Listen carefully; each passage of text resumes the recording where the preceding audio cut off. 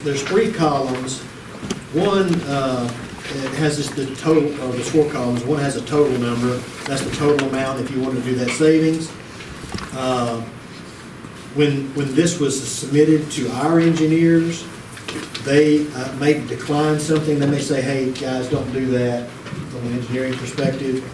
Or they may say, no, from our engineers, if they agreed to that could be a legitimate thing to do, they put it in the accepted column.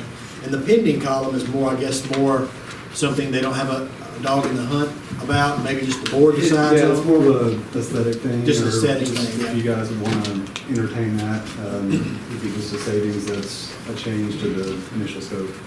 But the other thing I wanted to say before we go to the presentation, we know we cannot get through all this tonight, through all this change. But we want to introduce it. We want to give you all a chance to ask questions to the contractor and to our architect. Next meeting, we plan to have a working meeting before the board meeting. We'll start at 6 o'clock in our next meeting to kind of try to wrap this up.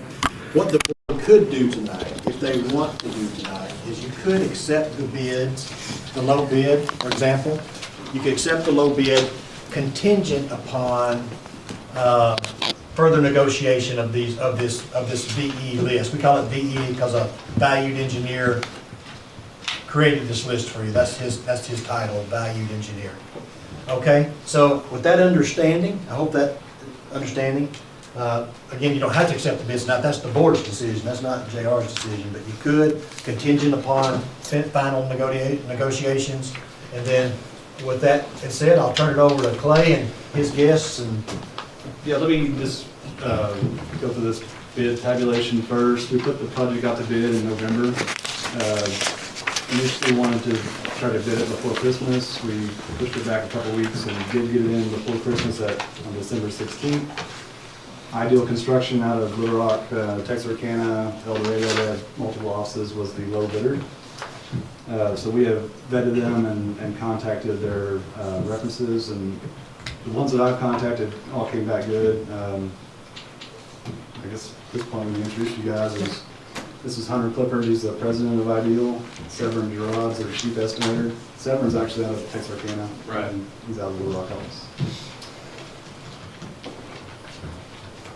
So, moving forward, if you guys want to go to the VE list or anything else you want me to talk about on the bid tab? do we want to let them introduce themselves and talk a little bit about their company? Sure. Sorry. Yeah, no issue. Like you said, I'm Hunter Clipper. Ideal, been around a long time. This is our 78th year. We started in 1948. In fact, the family that started our company is still in charge of our company. Our majority owner is still, his dad started the company in 1948. We started in Crossett. I've since relocated that office to El Dorado, which is where I'm from. I grew up in South Arkansas.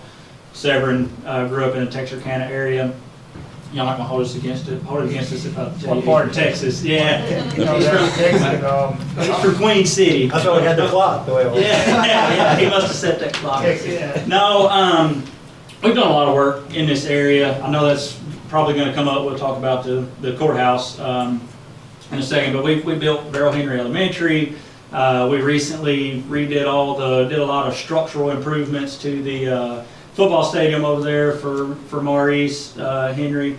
Done a lot of other small ancillary stuff around that. So built a jail here about 30 years ago or so. Anyway, we've specialized in working in South Arkansas.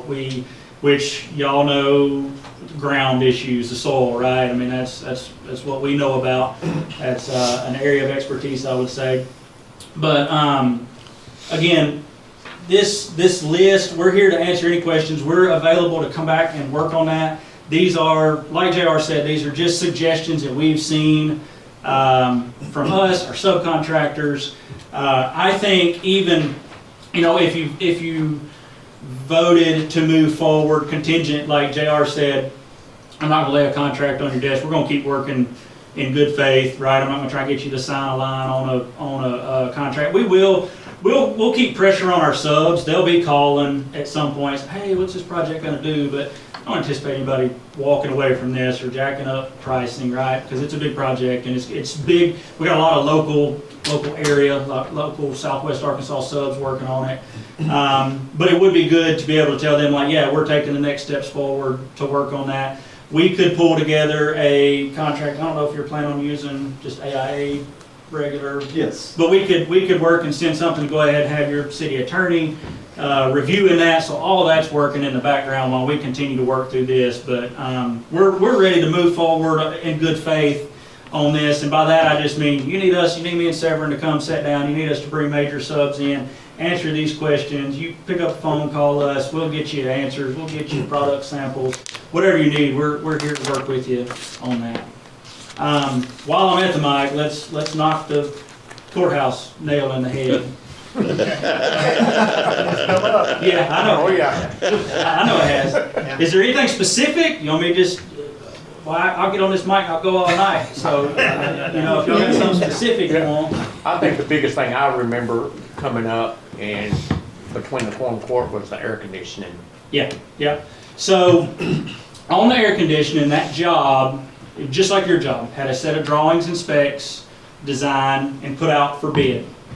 We bid the job. Comfort Systems was the low bid. On that bid tab, you saw we had Frauenhoven.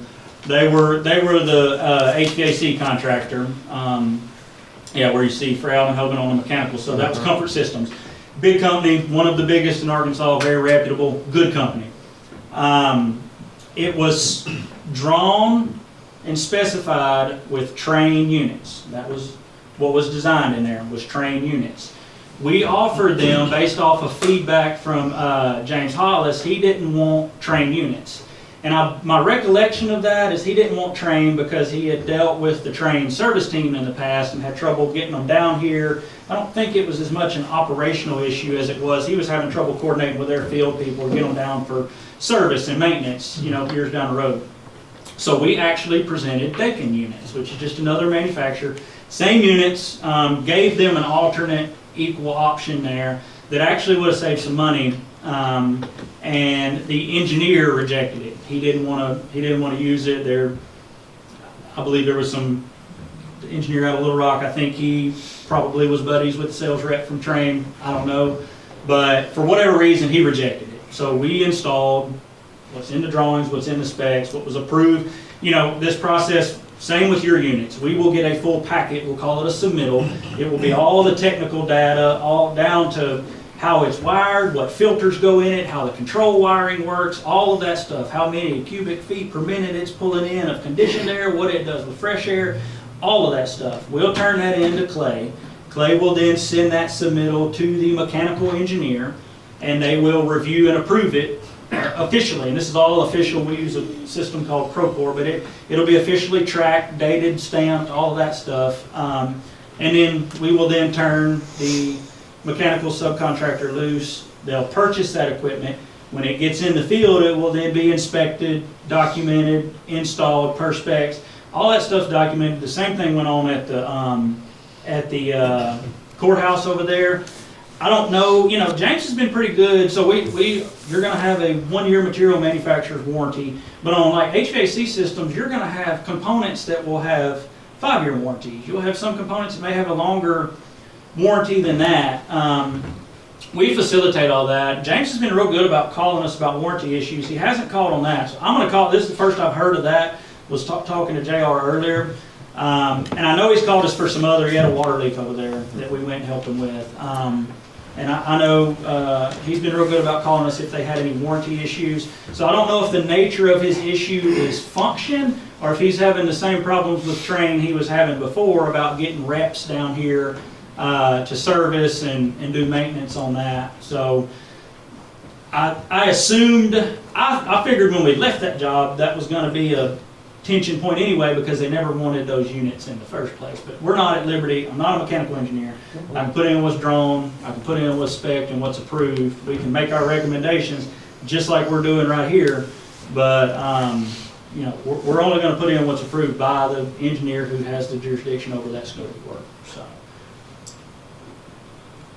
is there anything else on the county job. Well, y'all didn't do the Prescott jail, did you? No, Okay. no, that was, what's that bunch out of Memphis, the jail builders? Oh.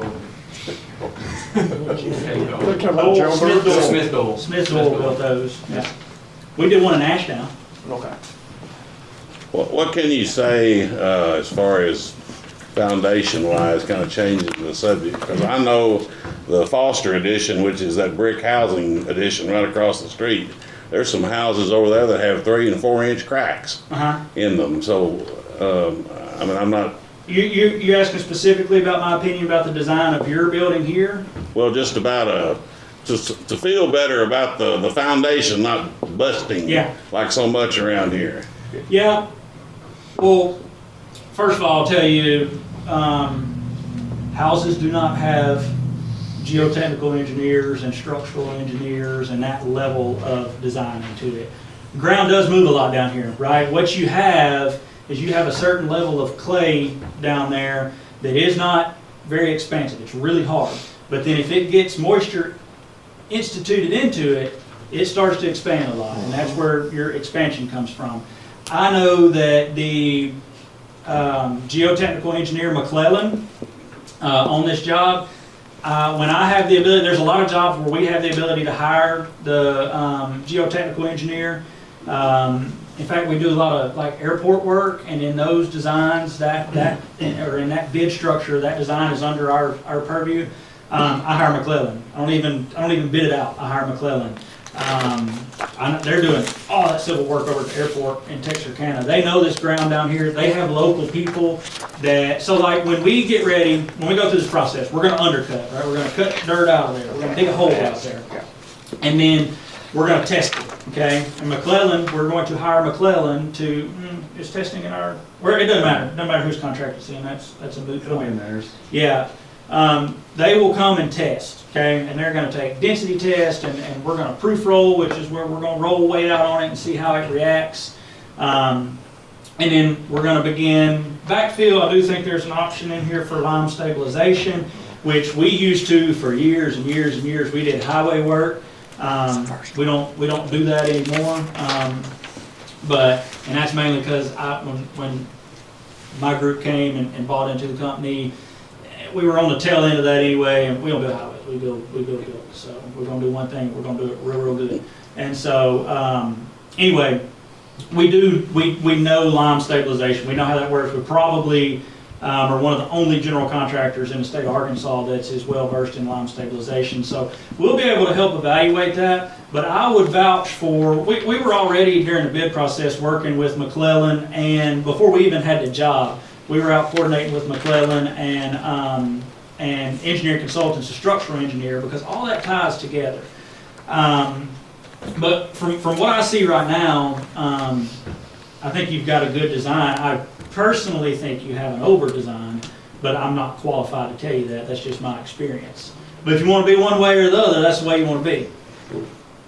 But I can tell you that the engineers that are working on this are the best in the business. They know this area well. They've got a ton of experience in this area. They are looking at it. We've looked at other options here that we've sent them, and they've said, no, maybe that would work, but we're not going to err. Everybody's very well aware of what the situation is down here, and none more so than us. Like I said, we build, there's not a contractor around in the last 50 years that's built more than us along the Highway 82 corridor from Texarkana to Lake Village.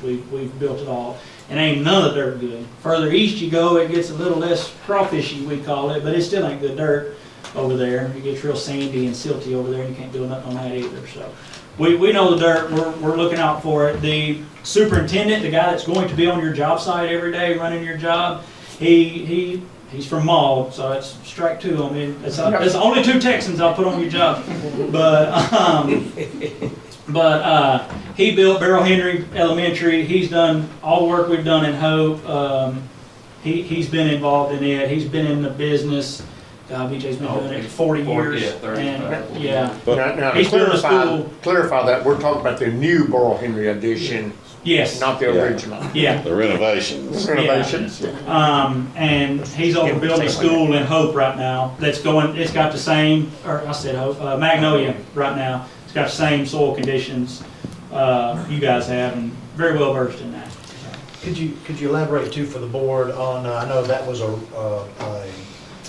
this is a new build, Correct. theirs was a retrofit. That's right. So what's the difference of problems you run into, maybe things, you're told something's one way, but when you get in there, maybe it's not that way? Sure. Maybe like a specific example would be better there. For instance, at the courthouse, 3-story building. I can tell you right now, there's nothing harder in commercial construction than a multi-story renovation, because you're trying to keep people going on a schedule, level to level. And the minute you hit, you got demo crew, then you got framers, and then you got electricians, and then you got sheetrockers, and they all need to go sequentially behind each other, and it takes pretty tough scheduling.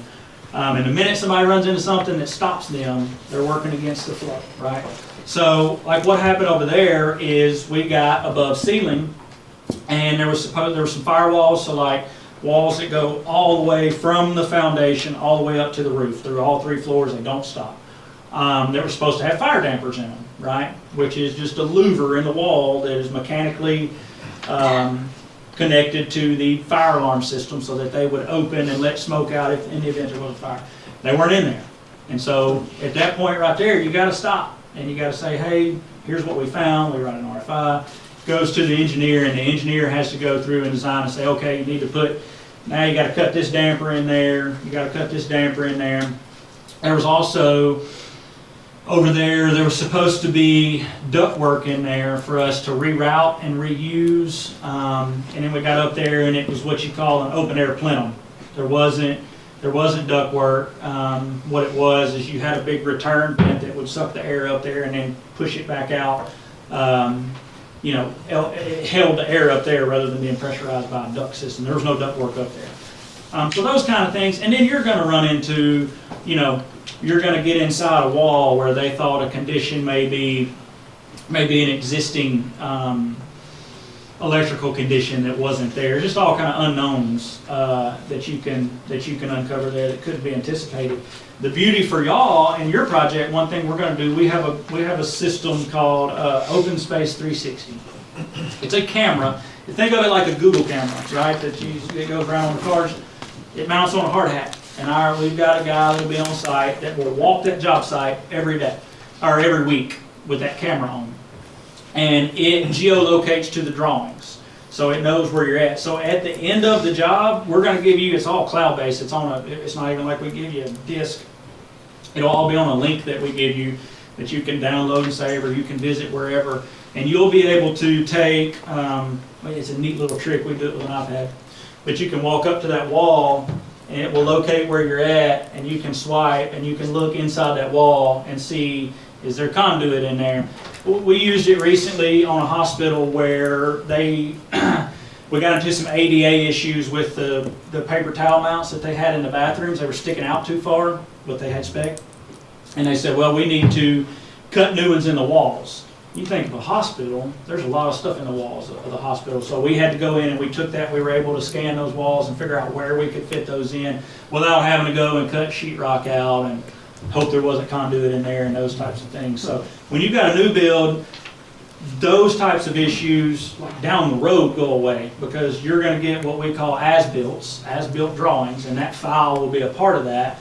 It'll be to the point like the fire line out there in the ground. You'll be able to see where it's at, because we'll be able to have pictures and you'll be able to locate that exactly.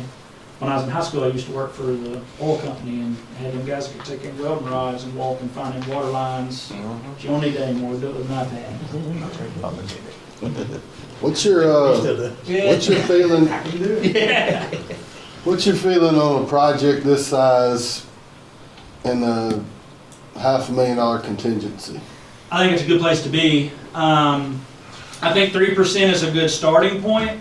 I would never recommend, when you're hard bidding one, to just take less than 3% contingency. So I think starting there was a good point. But now that we've been through, see, the other good thing that happens when you go through this value engineering process is Severin's going back through scope. He's looking at everything. It's subs are looking at everything. You get a better feel for, you're talking to these subs and, oh, I didn't pick that up. Sarah, we hadn't had any of that, right? And so it's getting everybody more familiar with the drawings. You know, $500,000, I think with what we've went through here, I can tell you what vouching for us and what we do and how thorough we are through our bidding process. We're pretty old school in our bidding process, which is why you see the numbers show up the way that they are. We put an entire team to bid a project still, and we still sit down and do full takeoffs. And so I say all that to say we have a handle on the scope of this job, and to me, that 500,000, that's not uh-ohs for us. If we miss something, that's on us to eat. I've got to take care of that. I can't come to you and say, oh, we didn't have this many outlets over there. Oh, I didn't have that size conduit. That's my job to go back and fight with a subcontractor if he missed something. If he's supposed to have it and is in those drawings, he's got to have it. That money is for things you need to add or change, or things that didn't get thought of. There'd be some scope gaps. You'll have some minor stuff that'll come into coordination things about, oh, this, another common one is, well, because you've got a separate electrical engineer from a mechanical engineer. Well, this certain system, mechanical system that they spec runs on 208 power, and this one over here ran on single phase 120. We got to change out some transformers. You know, that's a $5,000 change order. Those types of things will probably happen because it is a big job, and those types of things happen. But Severn, we just built a $25 million hospital, and I don't think you had that in change orders. Oh, no. And like No. changes of those types of scope misses that they did. And that's a hospital. That's a pretty complicated job. That's a lot more wall. That's the other thing. Y'all's pretty wide open building. You know, aesthetically, it's very unique. Obviously, it's got a big swimming pool in the middle of it, but it's built in hope, so it's complicated from the slab down, as every job here is. But once you get to the slab, it's a pretty straightforward build. That's money you'd give back at the end of the job if it 100%. wasn't spent. 100% in the sense that, yes, that is correct, and 100% in, you get 100% of that money back. So that'll be in the contract. When I send a contract to him to review, there will be a clause in there that addresses owner savings, and it will say all owner savings, including unspent contingency funds, will be returned to the owner in 100% credit in the form of a deductive change order at the end of the project. The other thing about contingency money, you have to approve spending that. So there's a whole process that comes into requesting that money that we'll have a contingency log. And we will have to request to spend that money, and we will have to justify it, and you will have to sign off on it. We will keep that log updated, and that will be turned in every month with your progress payment application so that you can see that money. So it's not like you get 3/4 of the way through the job and say, hey, I'd like to do this, and say, well, you don't have any money left in your account. That's your money. You are in control of it. It's more of especially for public entities, it's easier accounting-wise if you go ahead and hold it in this contract, because you don't have to go through all of your processes to add to a contract. And then contractually, you're obligated to get it back if it's unspent. I think what we're used to, and I'm hearing some things I'm not used to, I think what we're used to is, you do a scope of work, and we have an agreement on the payment schedule. And when you get that scope of work, you submit your invoice through our engineer approves it, routes it to me, and then we end up cutting the check. But you're talking about advancing funds, and you returning funds. No. Oh, okay. No, I'm a cash flow project. Okay. All right. No, what I'm talking about is we're gonna have owners meetings. I would assume on a project this size that we're gonna have OAC meetings. Once a month, Probably every couple of weeks. every 2 weeks, we like every 2 Towards the weeks. end, So what that'll be is my field team, project management team will be here, his team will be here, whoever your team is will be there. And one of the items on that agenda will be the payout, right? And it'll be, here's what's coming. There will be an item for allowance, is there allowances or just the contingency? Yeah. There'll be a line item for contingency. There'll be a line item for open RFIs. There'll be a line item for hot submittal items. We'll talk about that every 2 weeks so that you guys will be in. But yes, that pay application will still go to him. He'll still approve it. That will be work. That will be pay for work that is in place. outside of stored material. You won't pay any profit on stored material. And then you'll still have 5% retained. Yes. And that gets paid after acceptance, punch list, That's correct. and we actually accept the job. Yeah, the retainage, Close yeah. out. That'll be a final bill that we turn in once we've got substantial completion and have submitted closeouts. What do you see this project, how long do you see this project taking to? What's our, 18 months, 18, 20 months? Yeah, I think we're in a good place right now to be evaluating this, because I don't think it's wise to go out there and stick a shovel in the ground right now. I think there's still a lot of rain coming, and the last thing you want to do is undercut that dirt and expose all that dry clay I told you about to the winter rains, right? We can deal with some rains once we get into April and May, but it's this time of year where it comes and it hangs around. So,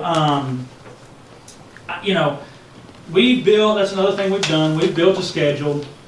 It's in, I haven't seen any crazy lead time stuff yet. We're not really seeing that in the industry.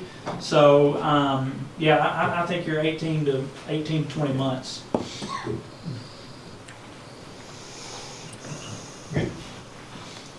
What do you think? So as far as everything on this list, we'll do this when we have our work.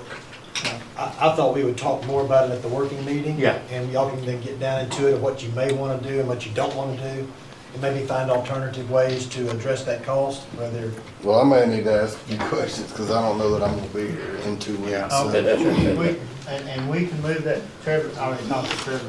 We got a lot of interest in that. Driving back from We might Colorado. move that back another 2 weeks. Or just have a meeting. is that a problem with y'all? I mean, if we accepted your these kids low bid good.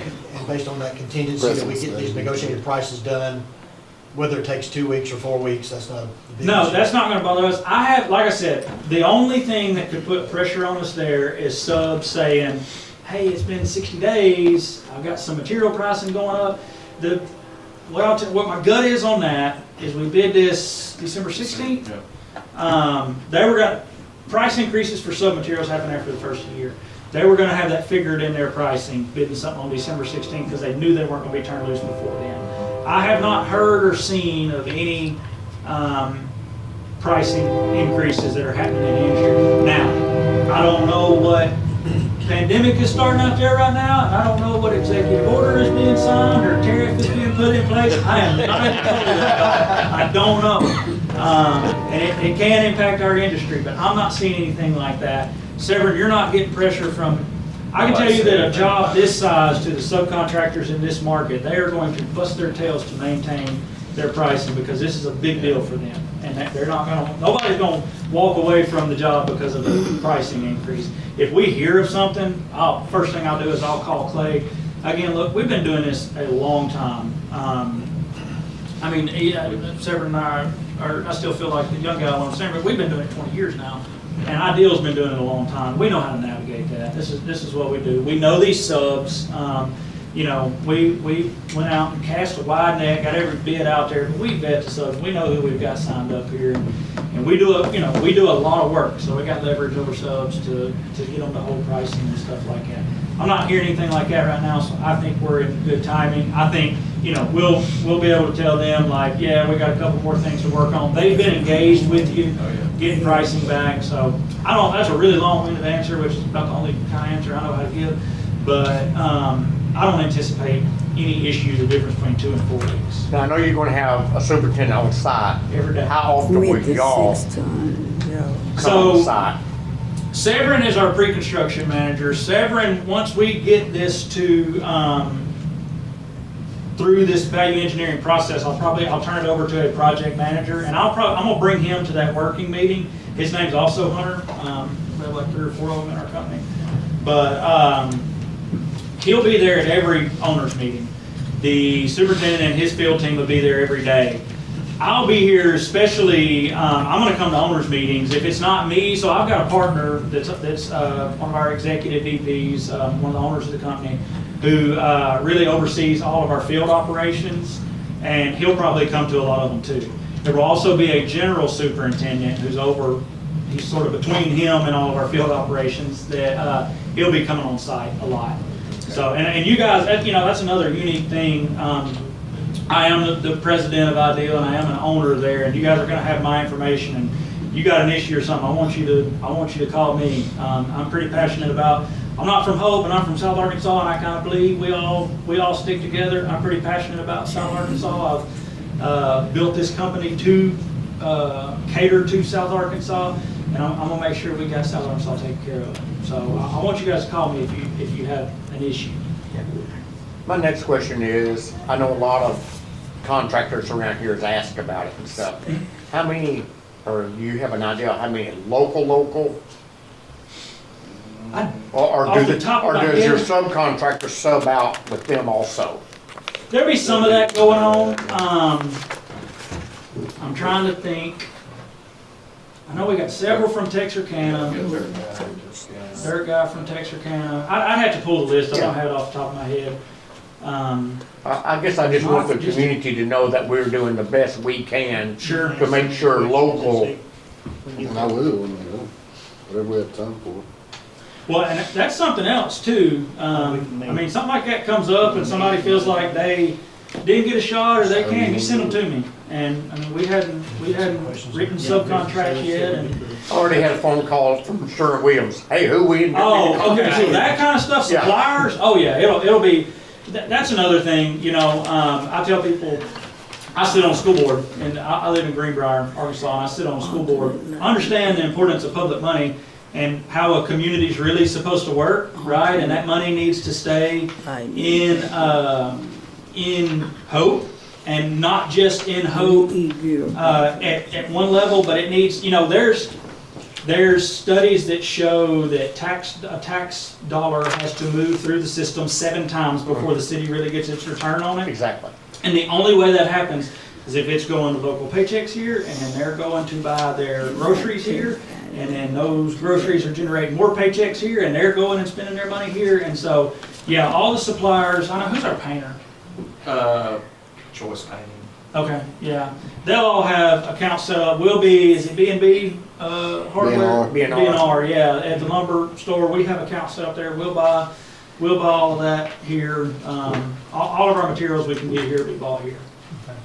All right, Trevor, you had several questions, I think, didn't yeah, Trevor, Well, I mean, just in this, I you? mean, Yeah, yeah, this is. it's a good time to ask. well, I guess, I mean, Clay, I was just gonna talk to you, one, about these, changes or in the courts, for one. There was 3 listed here. Trevor, can you give us the number? Which number? So it's 36, 37, 38.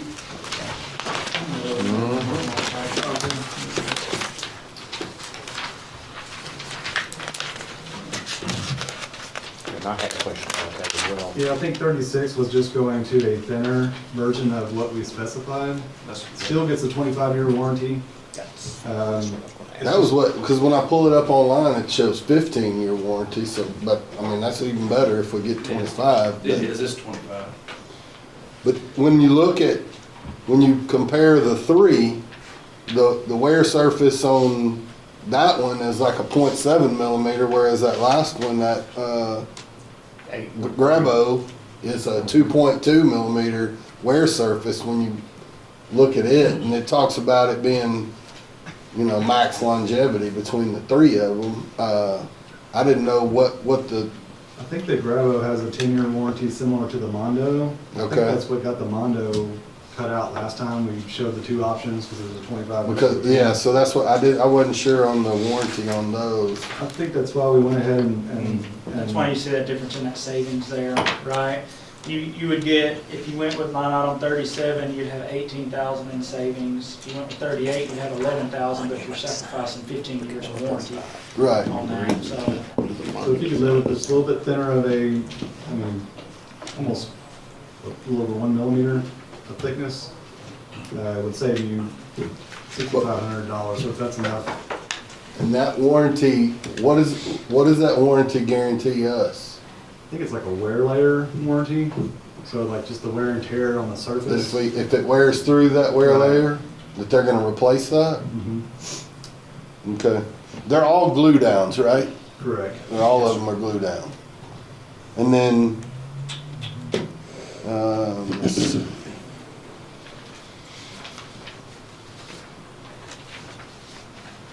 Well, I guess the other big one, the main issue, I guess, is reducing the pool to 6 lanes. I mean, I think that's a big issue, is that we came out and told these people we were gonna, give them a lane, give them a 8-pool lane to, so I think that's one of the biggest, the 25, going from 25 meters to 25 yards, that was the original plan in our minds anyways, to Right. have a 25-yard pool, so that's no issue.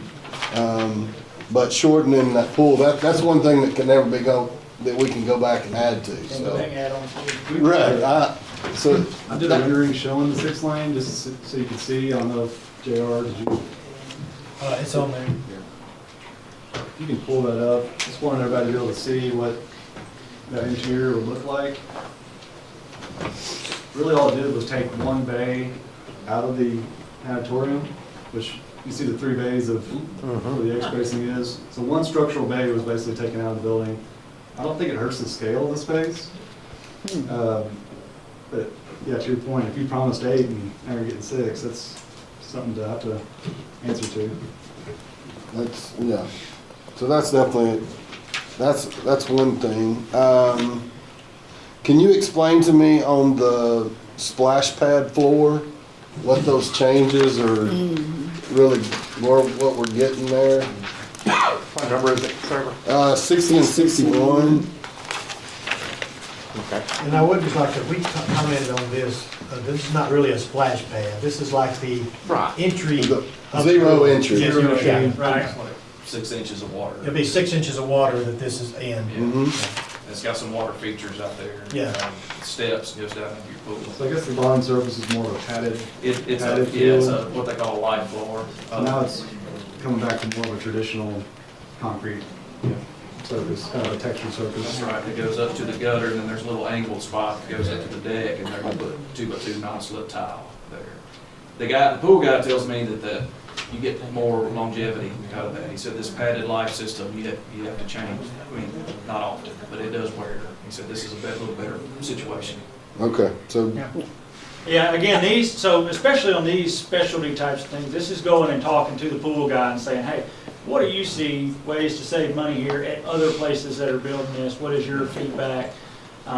Especially when you get in these specialty type deals like that, because Yeah, you can see where it's not put a pool in every job we our build. aquatic engineer rejected quite a few of these pool issues, so they really looked at it tough to make sure we're not recommending anything that is going to be detrimental to that pool and the lifespan of that pool.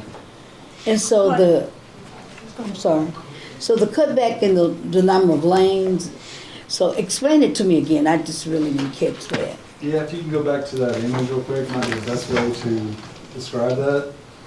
You can see where these starting blocks are. Those are actual swim lanes. You can see they're divided by the floating dividers. So now there's 6 and there was 8. So basically we pulled in that, I guess it'd be the south side of the building, I think it's about 12 feet. So theoretically, there'd be another panel at the end, If you have Correct. that. if you had the 8. Correct. Okay. I think those are like, Yeah, what he's saying, you'd have 2 more lanes, obviously. You got 6 here, you'd have 2 more on this end. And this little part of the building would scoot out that way, 1 more of these bays. Pretty much would look just like that. You're gonna end up with the same space between the edge of the pool and the building over there. You just have 2 more lanes. They didn't offer swimming. They didn't have an aquatic center in Junction City when I was growing up. I don't know what the difference, I mean, I know the difference is 2 between 8 and 6 lanes, but I don't know, from a functionality standpoint, when you would have, I don't know, that's something you're gonna have to look at and weigh against Yeah. $332,000. The thing I found out this week is talking to the swim team and everything, is that they like that extra lane, that way if they're having a competition, they've got 2 lanes that they can prep, warm up, right? And it speeds up the competition. The more lanes you have, the quicker the competition, the smaller it is, the more Well, laps and and everything. it's they even have on to a do. day-to-day basis, whether Yeah. you're teaching swimming lessons in half the pool and you still got lane swimming in the other half. I mean, Sure. it opens you up to a whole lot more functionality to it. It's just one of those issues that we can't ever go back to. Once we sign on that line for 6, then we're stuck. And talking to a lot of people, they said, we voted on. Right. That's what bothers me, is they said, we voted on. We were Yeah, told 8. we gotta find a way there. Yeah, so we gotta figure it out. I have a question, You ain't Let me get get to 'em. my oh, I'm sorry. Do you have renderings of the changes that you made to the lobby area as far as aesthetics? No, it was such a drastic cut. Yeah, We lost the that's what I was entire- like, it just seems like We with the lost cuts the- that I'm reading in here, it's just like you're just walking into just a. It was mainly that decorative wave. We lost the panel behind the wave, we lost all the metal panels suspended in front of the backdrop, we lost all the curved lighting, we lost all the stuff by the, kind of louvers by the reception desk. You didn't lose the space, you didn't lose the desks, and I think if y'all decide to do this, we could do other kind of decorative things, maybe pictures from Hope on the walls, but a lot of that decorative stuff they'd put in. We did That's just add a lot of back in 50,000, I think there's a line on that said we Yes, there is. we gave us an allowance back to add in something there. Okay. And so we'll, hopefully next time we get in front of you guys, we'll have something to show you on that equals that budget. One of the things that concerns me, and we've already talked about foundation, is line 8. Yeah, that's what. Why would we delete the piers? Is that not a structural, or what is the purpose of those? I think we were just trying to find out what what cost was. And I think it's low. The alternative would be come back in and do lifts of just dirt. And we've got, like you were saying earlier, we got feedback from our engineers and just don't think that's a good idea and probably just need to take that off the. So let me back up real quick on this. Because one thing that we have a tendency, I don't want to say take for granted, but you guys have been looking at this a long time. I would guess probably a couple of years pretty easy. And these are not, look, I'd like for y'all to turn us loose on the whole thing and not make any changes, because that's less that he has to turn around and draw, and that, you know, let's make it 12 lanes. I'd love that. But these are just suggestions from us on things that can save money. Our job is to show you what things cost and show you what the options are, give you all the data, and then let you can't make decisions if you don't know what things cost, right? And if you don't know, like, okay, here's what we don't know what your budget is, right? And if you don't, you gotta know what your budget is, and you gotta know, if I want this, here's what it costs. If I need to get to a budget, here's what I have to be able to sacrifice to do that. So that's all we're trying to do there. As far as the aggregate piers, that was an issue. We were thinking we would get more money back for that, right? And there's actually a responsible discussion to be had around those if it was more money. Because I could, even talking to the engineers, you could make a case that outside underneath the pools, outside from underneath the pools, which has concrete piers underneath them, I'm not sure that you're getting a whole lot with the aggregate piers in there. Okay, but in this case, to delete the aggregate piers, that means we're going to have to undercut a little more, which means we're going to have to add more dirt back in. And so what you're seeing in the 174 there, it probably is not even going to be that much. It's going to be closer to a wash. We were hoping to get closer to $300,000 or $400,000 with that, and then it's worth having a discussion like, hey, could possibly not need these. So when you start undercutting, instead of having this, your cost on the undercut's going to That's go right. up. That's right. But you gotta understand too, where we are, is we sat here for a year before this ever went to the public vote with McClellan sitting in these chairs, discussing everything that we wanted to get out of this with them, and they come to us with a number and say, if you can raise this, we can build you that. Yeah, And we raised the money, we got the votes, sure. And the now, money passed, we get this thing thrown in front of us that looks great and everybody's excited, and then this. Yeah, Then we cut it up. I get it. I see it all the time. So that's where we are. We've been working, you know, we tried to do all the legwork ahead of time and have public meetings and have McClellan here. And we've tried to do our part to come up with a solid figure that would get us built what we hope to give the citizens of Hope that voted for it. And now we gotta cut this thing up to try to get something built for what the money that we have approved. Yeah, I get it. I So get that's the frustration where we are. 100%. Yeah, and we could have, boy, we could go a long time talking about how the budgeting process works, and especially getting civil engineers to budget full construction jobs, and they're probably getting a little out of their element there, budgeting that. You want me to be But honest, the but, buildings you build, this is how it goes, isn't it? no, it's every job. Every job, I'd figure to say, every job's just like It's Just this. did one at the hospital. Every job. Every job. It's every job when we get into pre-construction, which is this process we're talking about. It is cost management, it is trying to meld together aesthetics, because we don't want to cut any of the look out. We don't want to cut any of the functionality out of the building. We're not going to sacrifice quality, right? That's not even really on the table. And so, yeah, it's a juggling act for sure. And then you're talking about that process taking a year. And you're talking about what does the industry do between now and then. And it fluctuates more in a place like Hope than it does in metropolitan areas, because it's more dictated here by workload, right? So by that I mean when subcontractors are busy and there's not as many subcontractors down here, they don't bid stuff as aggressive. It has a lot less to do around here with material pricing and labor pricing as it does, well, I'm busy because the mill's doing a big expansion or something like that, and then you're not getting as competitive bids. It just fluctuates a lot in a place like Hope.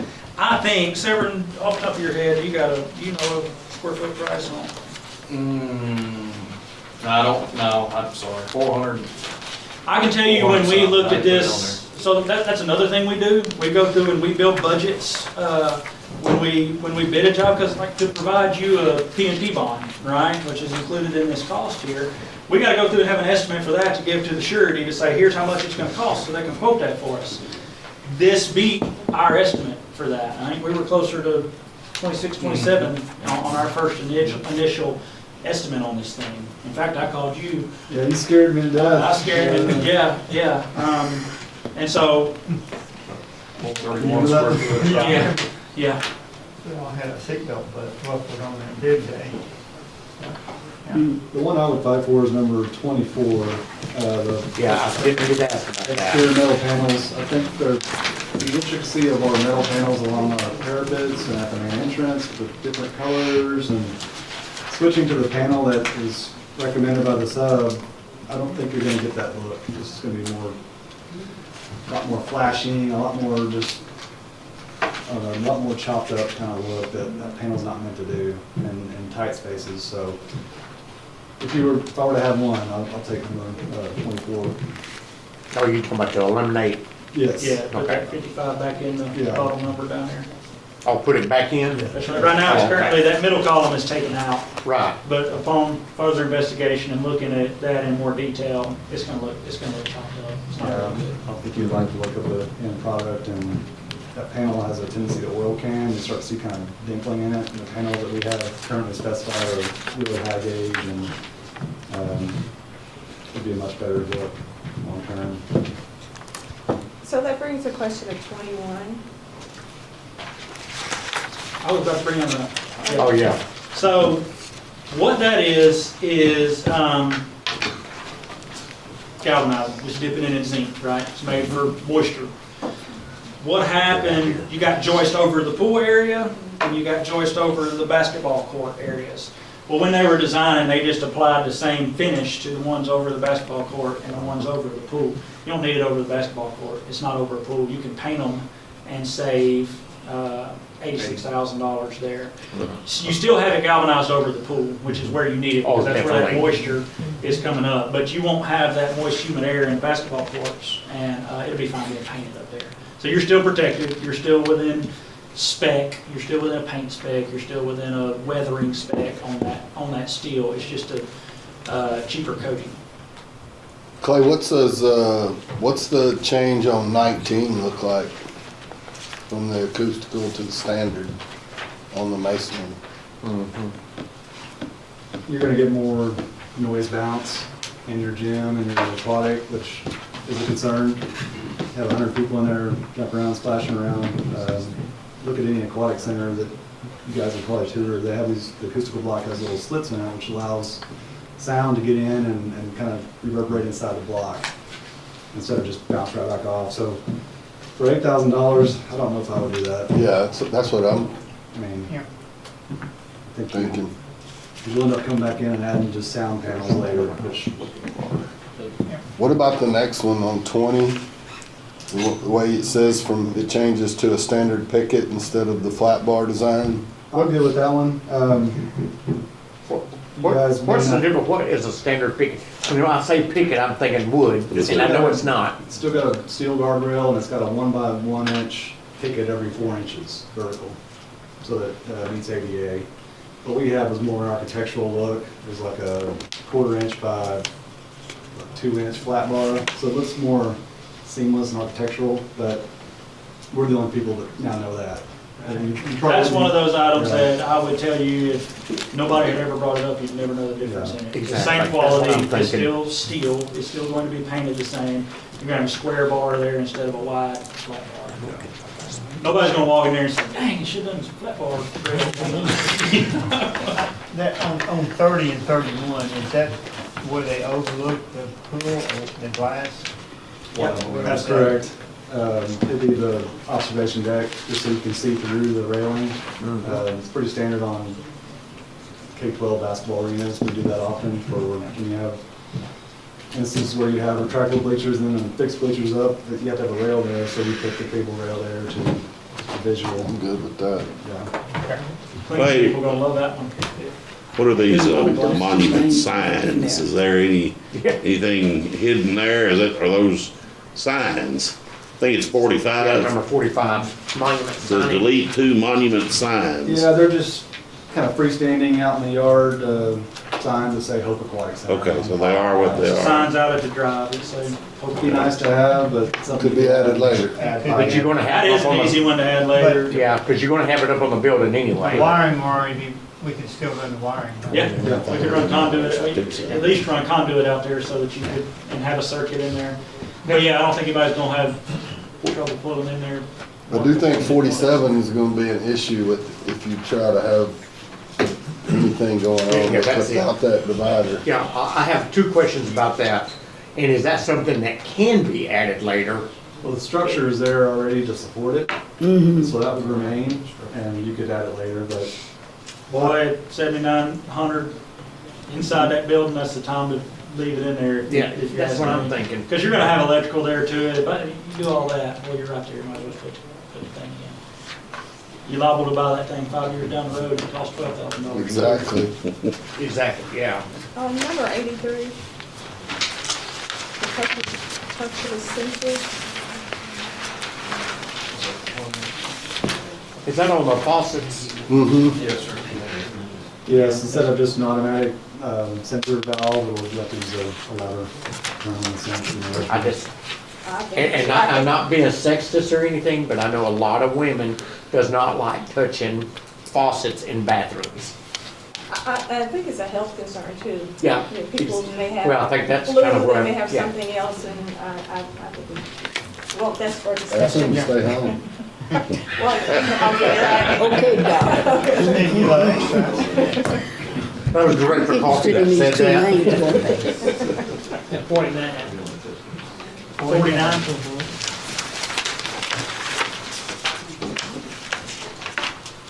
That's that short set of bleachers. Yeah, You got 3 sets in there. 2 of them are fairly long, but this is just a little, I think it's maybe 14-foot long section on the end of the gym out there. So that's just an option. so it's on the end, Yeah, it's on the, maybe east end of the gym, if I'm thinking. so right. That's also currently, something to be added, right? Yeah. I mean, you still got 2 big, long sets of bleachers in there. It's just- so how much space is in between if we just left the 2 and eliminated that? Could we space it out a little bit more centered then? Well, they're one on each. There's They're on the opposite They're on side. opposite sides. There's So what one- Watch both courts. Yeah. Oh, okay. And what you guys, you got your courts and set of bleachers, and then there's a short set Oh, down here, yeah. and it would be eliminated. Just on one Short side. set. That's You right. couldn't put Okay. the You can still have bleachers and bleachers, Mhm. but you got a roll-up door here that goes? Yeah, we couldn't put a set of them, like, to make it symmetrical on both sides, because you got the, where you check in, the storage area with the roll-up doors and Yeah. get equipment. So you're still gonna have bleachers here, and bleachers here, it's just this short set down here.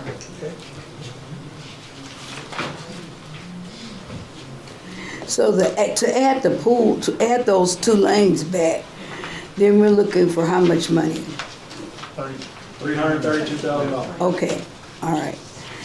So let me see what we can put, Get your checkbook. well, I I'll could. take, I know. I'll take care of the six. Make it easy. Hear that, boy. You'll handle the last two numbers there, yeah.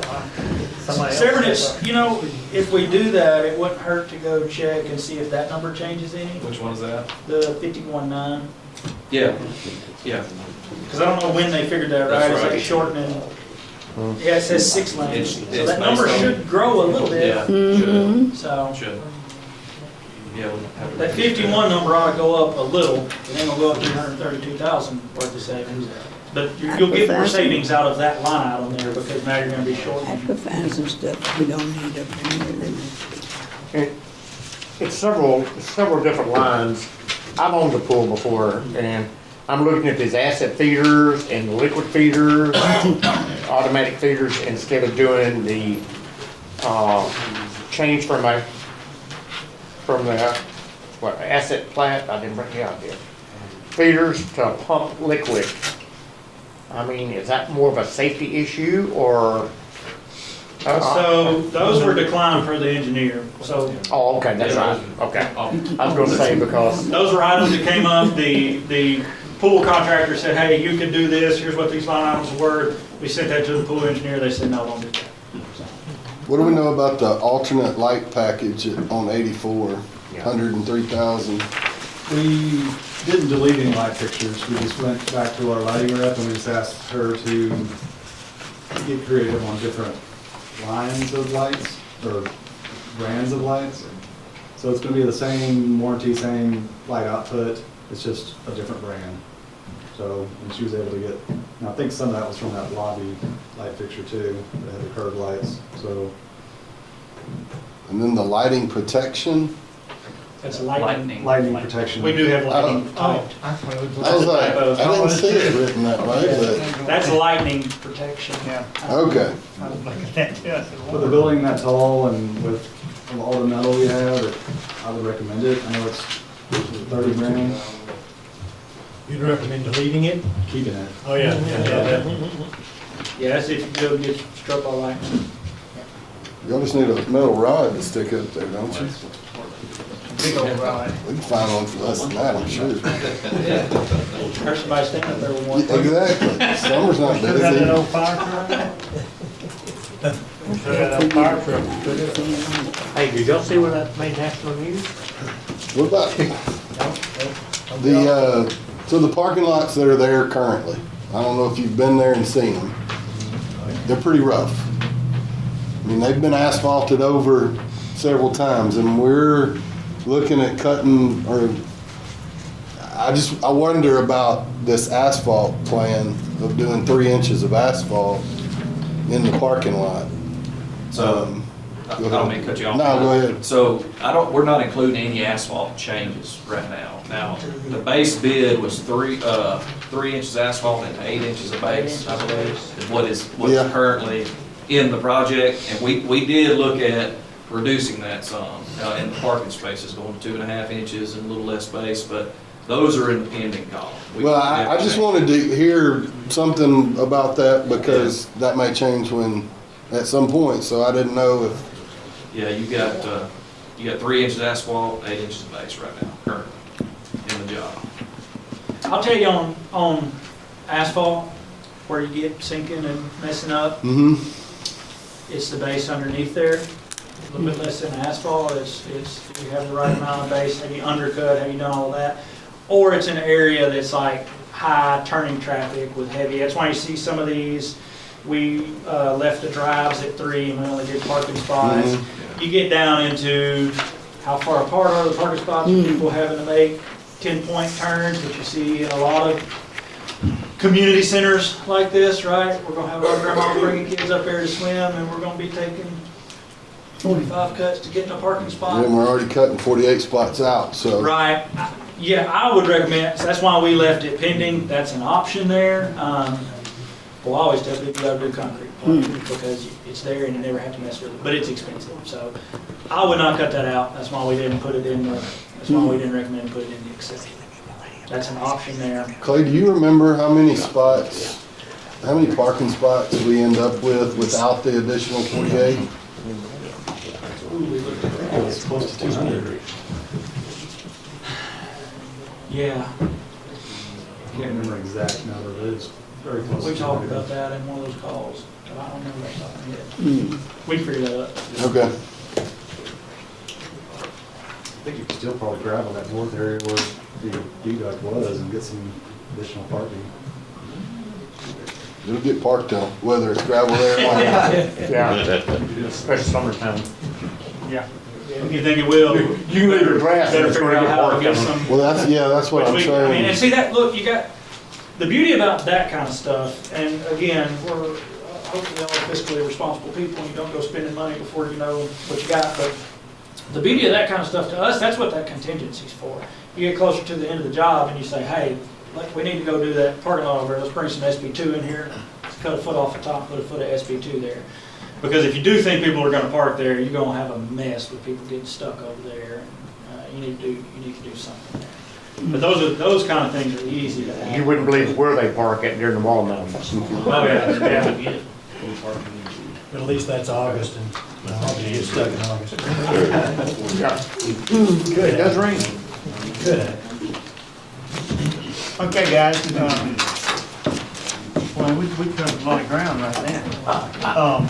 I do have one question, and it's just something I just thought of, and I've seen that New Millennium being here, is,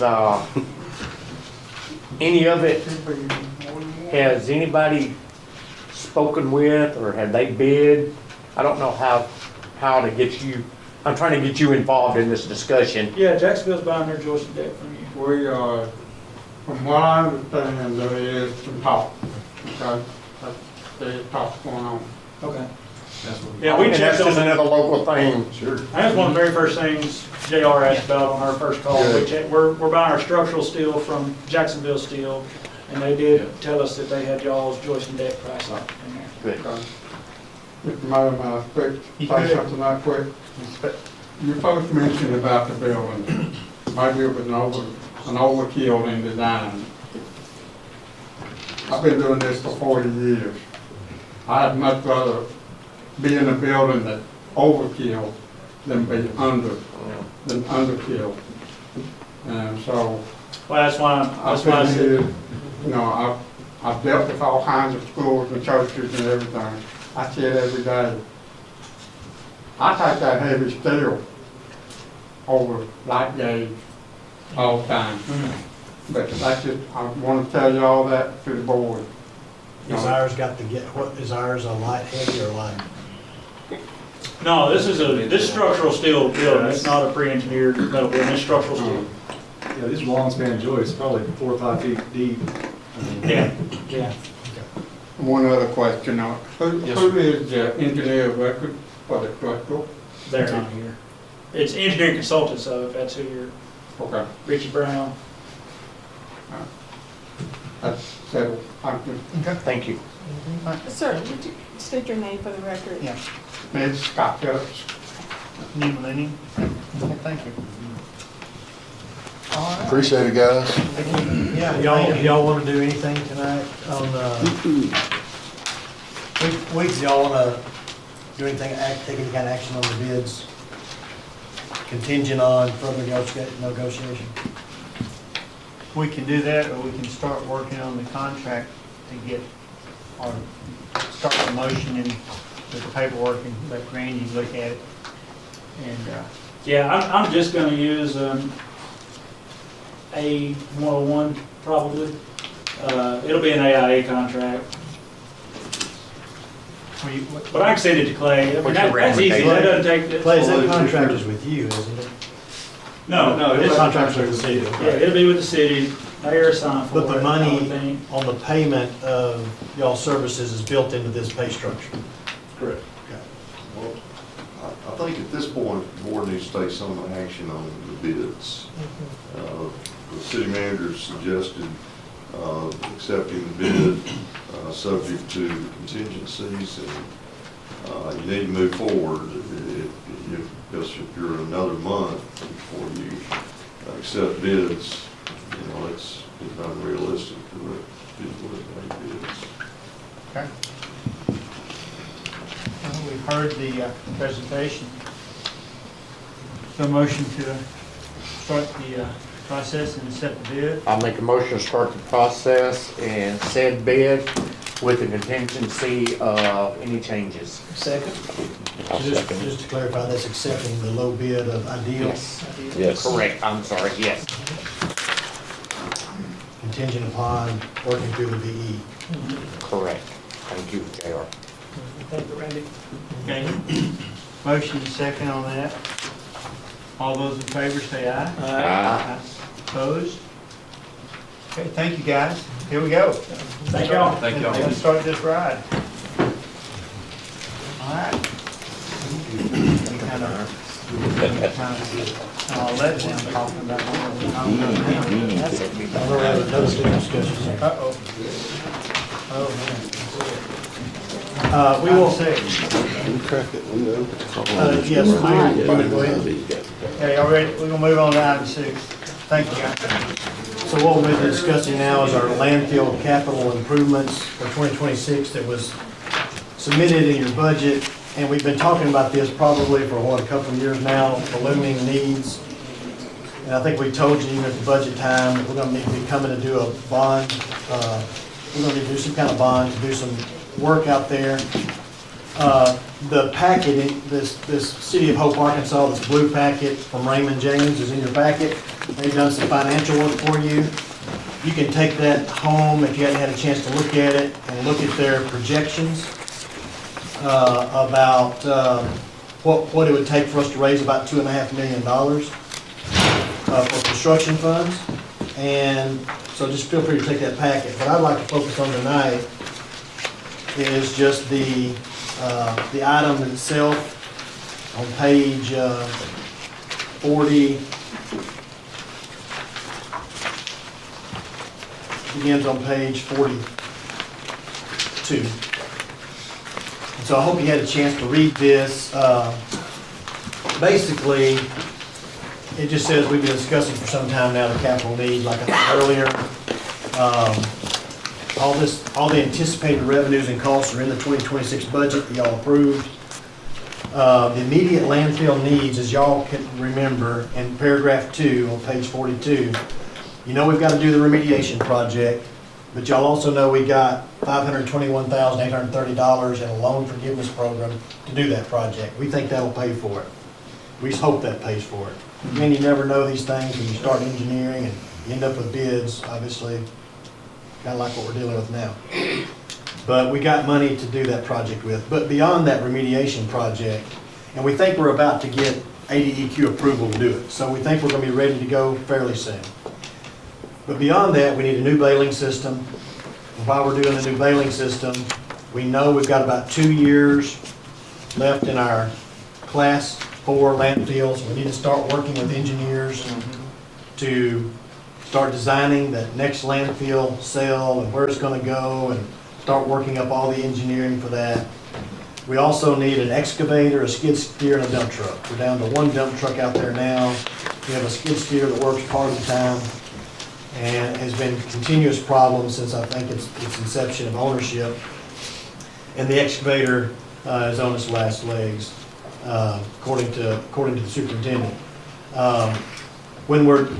If we get to do these things, there are also some minor issues we need to resolve. We have a septic system problem around the landfill building itself. We need to kind of work on trying to resolve some of that, and we need to do some draining and grading around the building.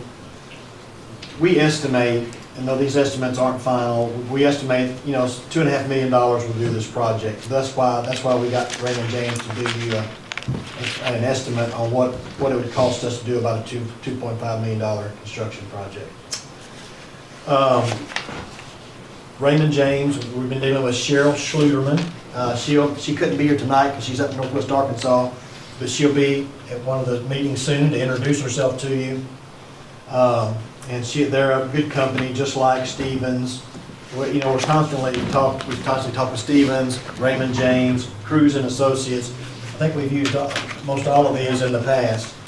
They're all big national companies that do this sort of thing. They all are about the same job. But that's attached for you. I wanted to give you some numbers. What, the question would be, how do we pay for this? How are we gonna pay for this bond? Because we don't have sufficient monies in the system to make payments on this bond. This bond is gonna be about $240,000 more a year just to make payments on the bond than what we're doing currently. What we've put together on page 43 is some ideas. Now, I think staff, just talking with staff, we'd like to be somewhere around the $400,000 mark, and I'll tell you why. But this is where the board can weigh in. So here's some options, what we thought of. You know, right now, the rate for residential trash is $19.80 for your home. If you're a commercial customer, we got two kinds of commercial customers. We got one we call commercial bag trash. That's most people downtown. So they have their bag of trash. We put a dumpster downtown for convenience. They all walk to the dumpster, throw it in the dumpster, and it costs them $52.20 a year to use that dumpster that we put down there for their convenience. You correct me if I say something wrong, Nathaniel. $52 a month. Okay, I thought it I was. said a year, $52.20 a month. Get in on that. I apologize. But if you're a commercial dumpster user, then it's $20.25 per 3-yard container per pickup. So if you do 2 pickups a week, which is the bottom price offer, it's $162 a month, but it goes from $162 all the way up to like $2,900. We got one customer that has 6 dumpsters, 6 times a week. You know, the big commercial folks.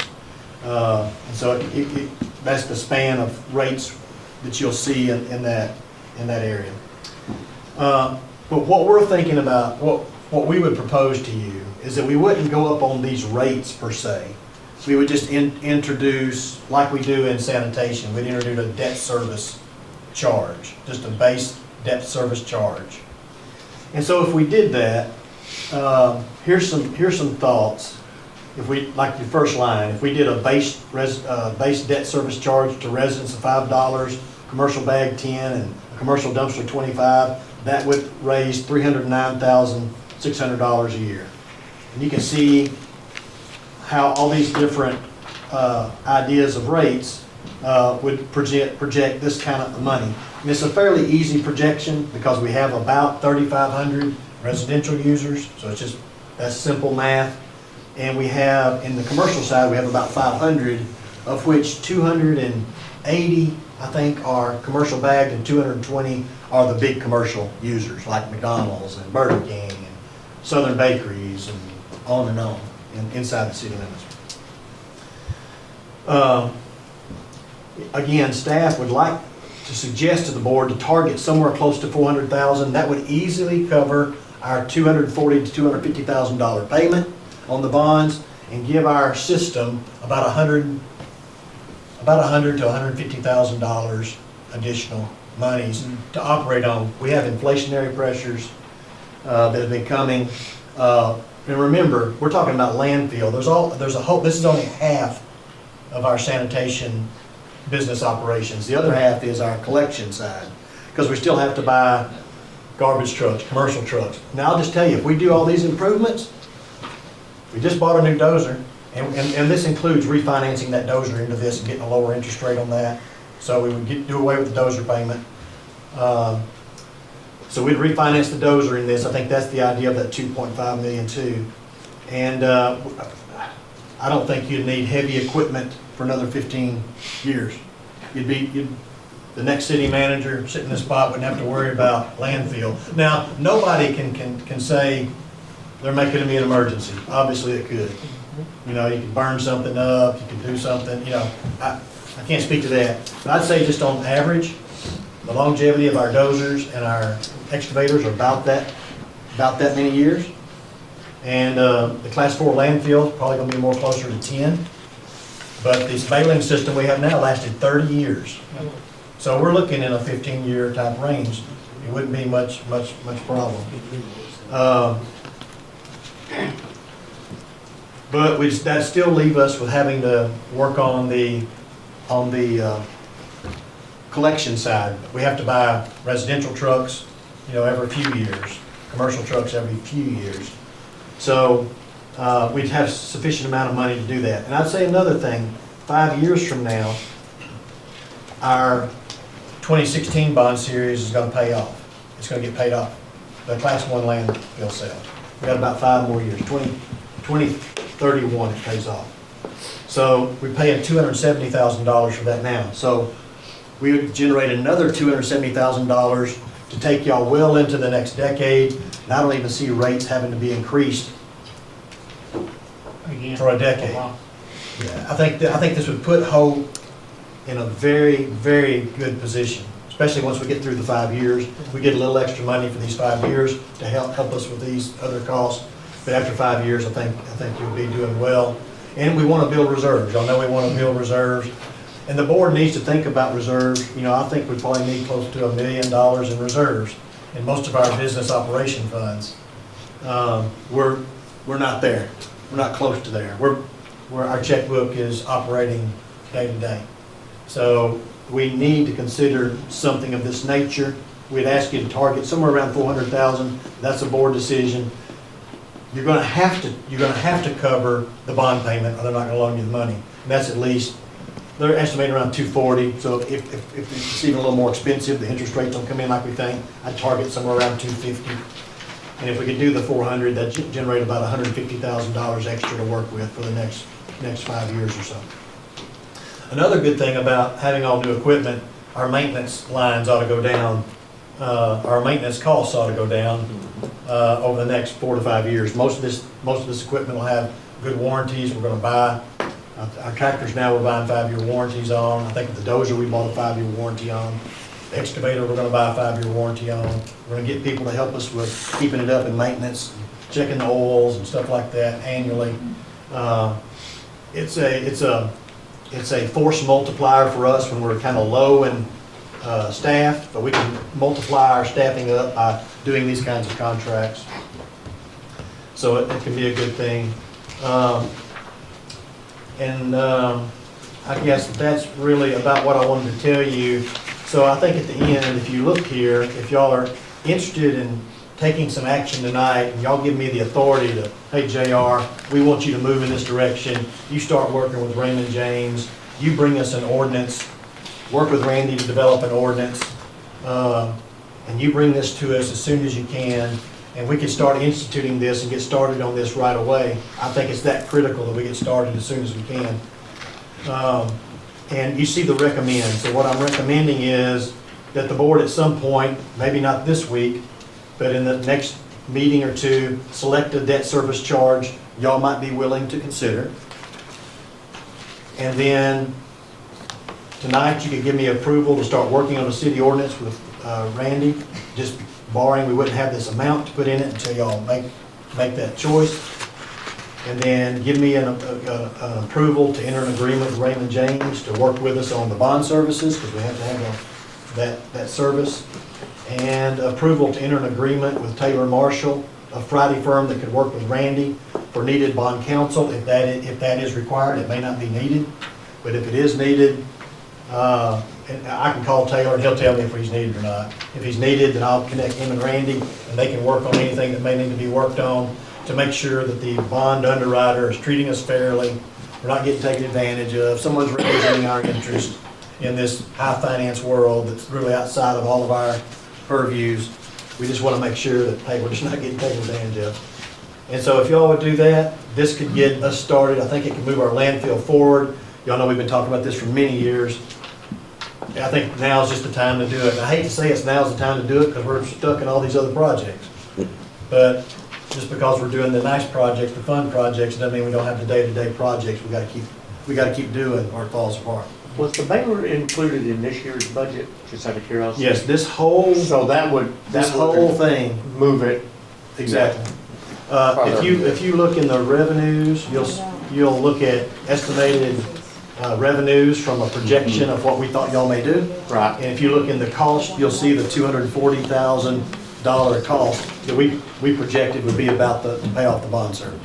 Well, I just have to say, all my years on the board, we've never had a reserve down there. Yeah, We've always been behind. And if Cindy can testify, the auditors think, bring up this piece of our operations almost every year they talk to us, Yeah. is that it's insufficient. I know it's a hard sell. I know some people are talking about the cost for each household going up. So what is it $5 plus what they're paying now? Is that what we're Yeah, that's talking about? right. So if you introduce a debt service. Plus. That's right. So if you had your rate now is 1980. So if we instituted a debt service, it'd be 1980 plus $5, which is what, 24.80? If you made it $6, it's 25.80. If you made it $7, I don't know. Okay, is there, to get this agreement with them, is there any upfront cost with this? No, I think the way it does, when they sell the bonds, they'll get enough money to recuperate the cost out of the loan, out of the bond funds. To do any good. And I have a question, because I know we've There is a tossed, cost, yes, but it'll be taken care of. I know we've tossed this around at least 10 years, or ever since I've been on the board, in the future, going to the Yeah. dump, So the trash cans. We've talked about this too. And Daniel and I were strategizing for you guys, just to throw some things out to you, but we think a perfect time to maybe start offering trash cans to people would be around this, when we get this 2016 bond series paid off. You get this inflow of cash, you make them buy the cans, distribute them to the people, and then we can start looking at ways we want to pick up those cans. Whether we want to continue to use people, or whether we want to retrofit trucks, or we want to buy new, different kind of trucks to grab cans and do it automated. And I think at that point, you'll have the ability to do it. And at that point, you'll also have to decide, well, do we want to charge for cans? Do people buy cans? Or do we institute a $1 a month fee to buy the cans? Well, you know, you can do it in many ways, or do we want to just provide the cans? But I think at that point, you're going to have a lot of options. And we did some analysis on the cost of the cans. Do you remember what those numbers It was were? a couple of years ago, but, Well, we did some Yeah. more recently. oh, okay. It's a 96-gallon can, a big one. Yeah, we had it sitting out here at one time. 26-gallon can. I think it was at $80, $70, $80, $90.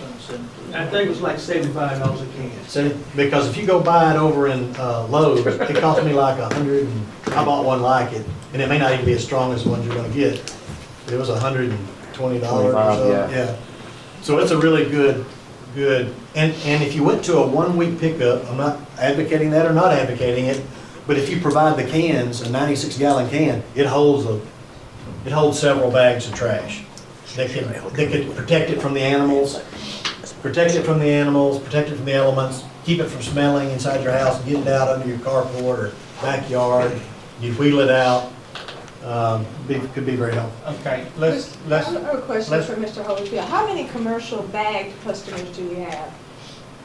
280, and you have 220 Oh, commercial dumpsters. Okay.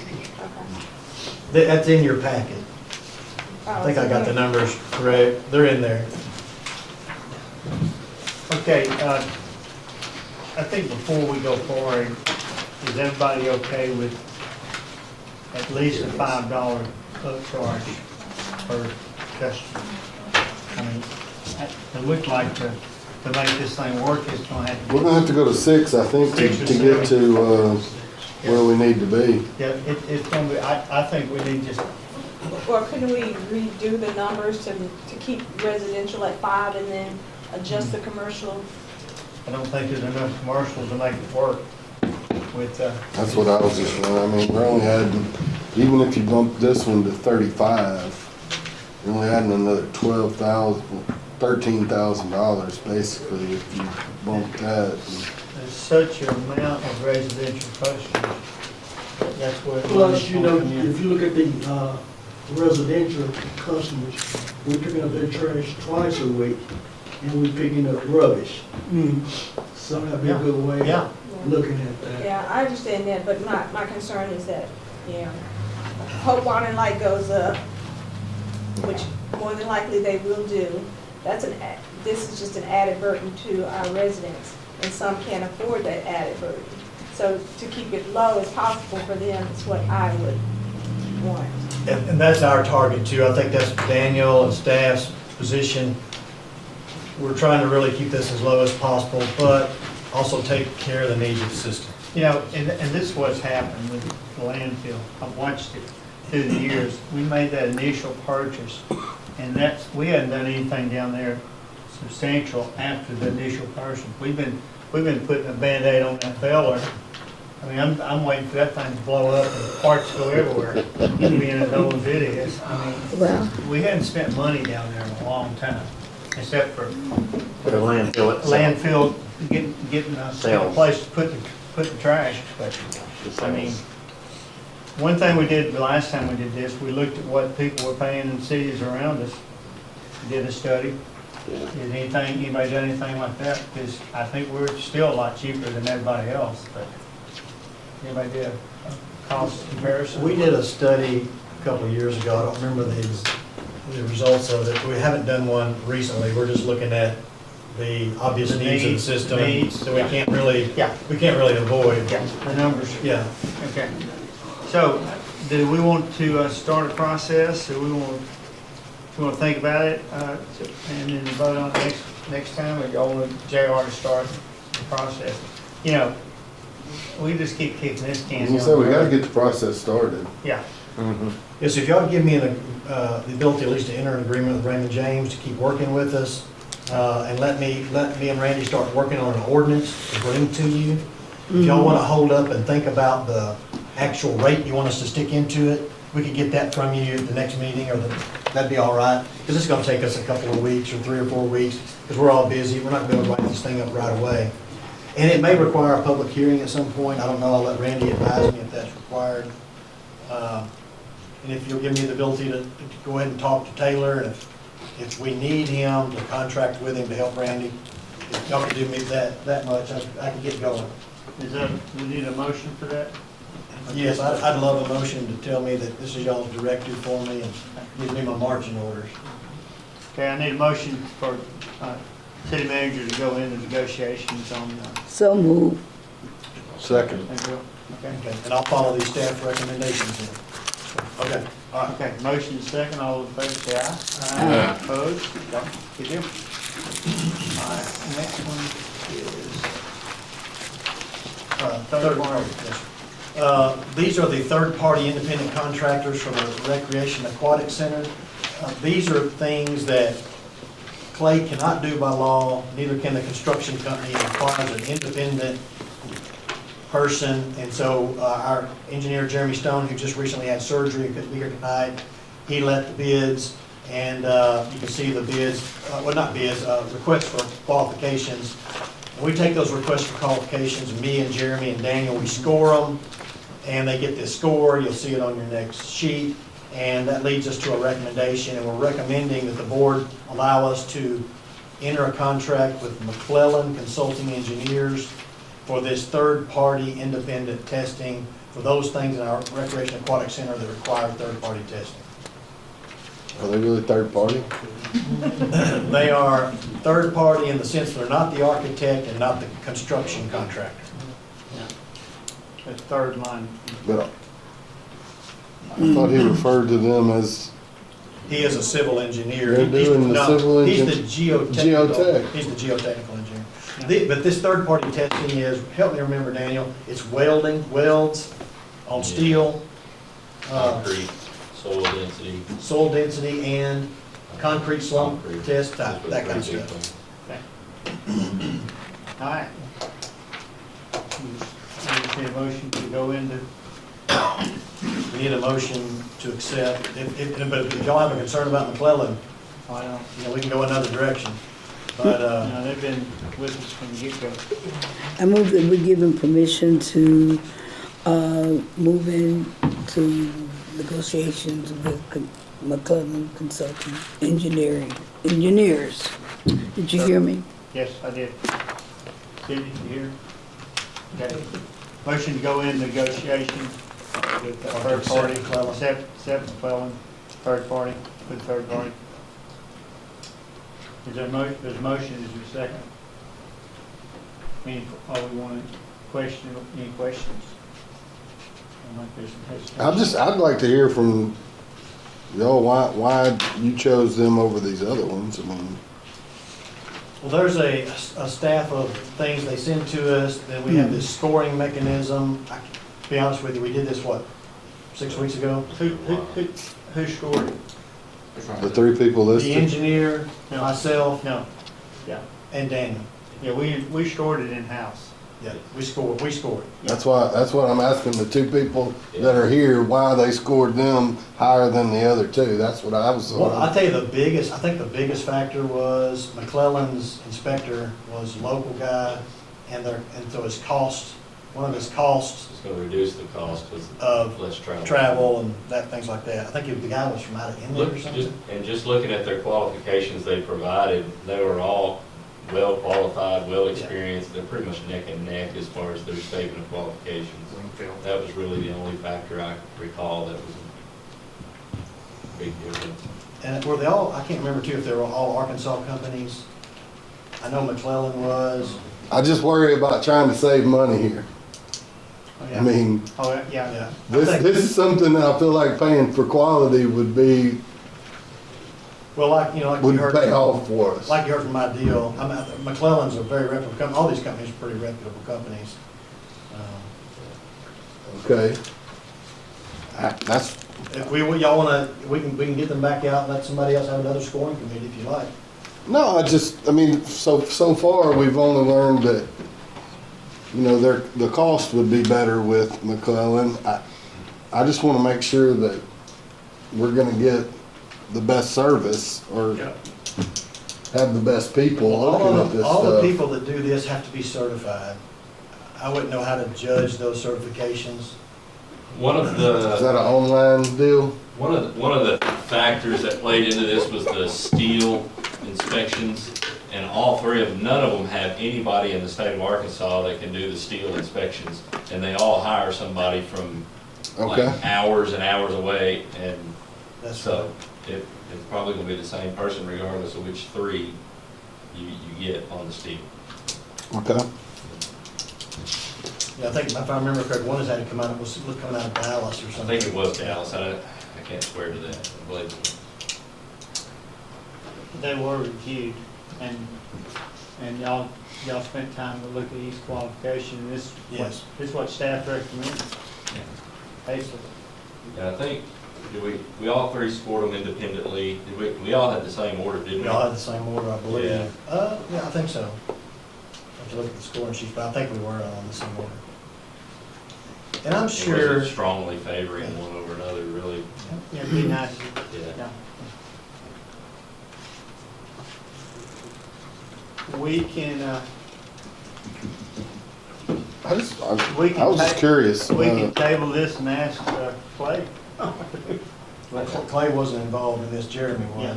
But Jeremy couldn't be here tonight again, he's, Yeah. he had surgery.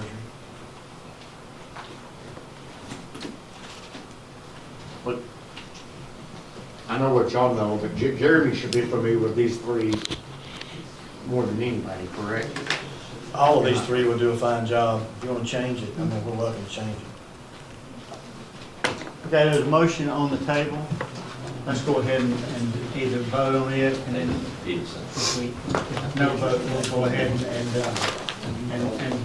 bring it back up. But there's a motion to accept McClellan.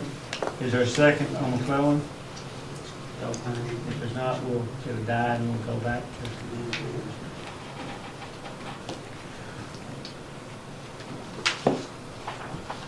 I think ETTL is out of Texarkana, Texas. Okay, the motion dies with the second. And, Yeah, ETTL was out of Tyler, Texas. And I tell you think- what, we'll table this until the next meeting and get Jeremy here to explain what the difference is of these companies. Okay, we'll move on to the next agenda.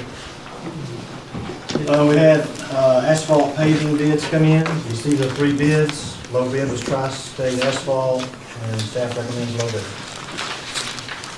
Okay. Was Tri-State last year also? What do you think about the quality of the work? I like it. It's like on 6th Street last year when we had all the boo-boos. They do. You should have I brought thought that they've done up. a great job getting that water to go. You shouldn't have brought that up. There's still water on Hurdle Street. Who was it we did? But it's not that deep.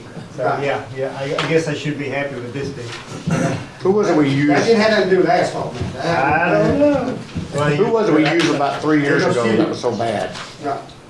Who was it we used about 3 years ago that was terrible? That was crazy, man. Yeah. Don't want them. I move that we accept a low bid of Tri-State Asphalt. Second. Motion second. Tri-State, those in favor say aye. Opposed? And can somebody remind me when the street committee meeting is? The 13th. This month? Okay, thank you. They're buying lunch. Okay, let's move on to garbage bags. Oh, here we go. We took bid on garbage bags, on January 22nd. You can see your bid list, 5 lists there. Sanitation Department is recommending the low bid of Houston Polly's. I believe it's the one we've currently used for several years. Isn't that right? Same company? Yes. How many orange bags are included? Sir? Orange bags, how many We orange? had 240 orange bags last year only. Thank you. Yes, sir. All right. I'll make a motion to approve Houston Poly bid, I'll second 44,000. it. Motion second, all those in favor of Holly, Houston Poly, say aye. Good, thank you, guys. All right, we're gonna get rid of something. Oh, yes, airport property. This, so economic development, we had an RFI, request for information on site development, or economic development, that would consider leasing property. And it also would consider leasing old military type bases. And when we wanted to make when economic development wanted to make answer this request and get some things for the City of Hope to be attractive to industry, we realized we didn't really have a really good set price on per acre, because these are companies that would come in and maybe, get 100 acres, 200 acres, 500 acres, or whatever. And so we were asked to provide what it may cost to lease airport. Of course, this is a very good thing. Their FAA loves leasing airport property. That's how they prefer it to happen as opposed to selling. And so what we were looking at as an algorithm to develop a rate for the board to consider is we went off of Hope Water and Light's last appraisal of property out there is $5,000 an acre. No, they have sold some for 10, but I think it was appraised at 5. Many companies are buying it. If they really want the land, I guess an extra few $100,000 to a multi-million-dollar company isn't a big deal if they get what they want. But we used that $5,000 appraisal per acre, and we were looking at recapturing our cost in that of pay it in 15 years. That came out to, if you do that 5,000 by 15 years, it come out to $333 a month. We upped it to $350 to kick in a city administration fee to help to administer the lease. And then so we put it up around $350. We'd like the board to approve us to give Anna the ability to list that price on these Arkansas sites at $350 per acre. If you want to do something different, of course, that's up to the board. But that, we thought that would be trying to recover our per acre price in 15 years would be good. And anything after that, if they stay there for 30 years, it'd be additional. They'd pay us annually, of course. They just pay annually, it'd still be our property forever. So that's just one possibility if the board wants to consider it. Do we have any comparables to this? We don't have any comparables on rent around our area. Other municipalities that are doing the exact same thing we're asking to do here. Do you know of any comparables? We did talk about We had a very far off hot springs, I told you, it was Yeah. $60,000 an acre is what they Yeah. leased for. Yeah. To 120, we're like, I don't just know not if he gonna told be me in- wrong, it just doesn't make sense. We're just not gonna be in these kind of markets like, That may be fully developed with sewer, water, electric, right there, I don't know, Hot Springs is a little more developed airport for sure. Right. What about So- Tex Americas in Texarkana? I mean, they would be old military and also, Yeah. what is their rates? Because I know that they're leasing stuff left and right over there. The suggestions by the other airports were get an appraisal of property around there, and you go based off of that, so. and that's what we did. We're using, I mean, Hope Water and Light just did that this last year, I think. Yeah, we're using that, we're using a 5,000 15 an year. acre, We you can can't- speed it up, we can use a 10-year. This doesn't have utilities, I mean, you can get to them, but it's not on the acreage that we were looking at, you know, Yeah, they're wanting 100. they'll have to install them. Yeah, there's, it's just a flat field. Yeah, and that, You know. that would be my next question, and I've missed a couple of meetings with EDC. Is there any certain properties we're looking at to do the lease? Well, I think a lot of that's gonna depend on an RFI, you know. Right. So if they need 500 acres, that's gonna limit us, because we gotta stay away from, got height restrictions, you gotta stay away from the If you plane. go 500, plane it'll be entrance. at the back of the airport. Yeah. We've got about 100 and, for this one, we had 130 up toward the front, from the old Amco south to the FEMA entrance. Right. There's about 130 in there, and they want, these particular guys wanted a big buffer, so. Yeah. It's So, I mean, even those guys, they still won't be on the backside. I mean, we got how many acres out there? 1,500. So it's a pretty big track to figure out what somebody wants exactly. I don't know if we would know that. We have to get further than an RFI. We'd have to start, if we became, let's say we come in hey, yeah, we like the site, then we come out here and start negotiating. Okay, what is it you really want? How much buffer you wanting? You want to be close to the highway or not? We'd have to adjust from all that. But this would significantly bring us more money than trees planted on it, or hay rental, or anything of that nature. And it would recover if we sold it for $5,000 an acre, which we probably can't sell it for $5,000, the FAA is gonna probably nix that. But if we could even sell it, that's our, kind of our starting point. We'd recover that in 15 years if we do the 15-year mark. Okay. Why do you suggest 15 years rather than something? Well, you know, I can't give you the greatest answer on that. I was looking online, this may not even be correct, but I was looking at, let's say a company comes in to build a building, and they're gonna have a depreciation period for manufacturing. And I think that's gonna get close to some of their depreciation of their buildings and things. But I don't have a particular reason other than trying to capture the most money for the city. We could accelerate that again. I wouldn't want to, I think we'd want to minimize it too much. And again, I think we can also put in these RFIs that here's our idea, but still to be negotiated. So if a big company came in and was going to have 500 jobs for our community, y'all may want to say, hey, we might want to go down if that becomes a sticking point. It may still get negotiated. Well, that was gonna be one of my questions, maybe the building size, based on building size that they want to build, or. Yeah, but we still or have to. employees, yeah. But on the site selection, we have to put, they won't let us put it on the site without it cost. And that's what we're trying to get. But we can adjust that. Yeah. We can say to be determined. I don't think you'll be able to go higher if you list it. That's but you only can probably 10 adjust it down. instead of a 15. Yes, you said they don't look at it good if you try to raise the You price don't raise it, later. you can adjust it down. Yeah, of course they'd be happy if you lowered the price for them, but if you say 350 and they come back and we say, well, 400, Yeah. they're gonna say, oh, forget you, So we'll we, go somewhere so else. we can kick it up if we then just plan for a I negotiation. think 500 would be a good place to be, 500? Okay. more at a 10-year than. Well, I started to bring 15-year. 500 to y'all, and I felt like that's a, I think this is a That's great right. idea, but this is just getting on the market. So Yeah. that's basically what it is. I think Trevor, you They're got just setting got a out there. motion? I'll make that motion. Motion 500. I'll second it. Second, all those in Whichever. favor say aye. We'll let Gary do it since he's new. Okay, I need to go back and do one thing.